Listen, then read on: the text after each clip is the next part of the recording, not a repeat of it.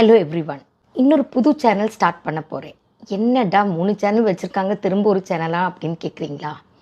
என்னோட பூர்வீகம், அதாவது I started my career as a teacher of English. பாருங்கள், இங்கிலீஷ் டீச்சர் சொல்லக்கூடாது, டீச்சர் ஆஃப் இங்கிலீஷ். ஏன்னா I am not English, I am not British. Okay, so I was very I have been very passionate about English. So அதனால் இங்கிலீஷில் ரொம்ப வருஷமாக ஒரு ஆங்கில ஆசிரியராக இருக்கிறேன் இல்லையா?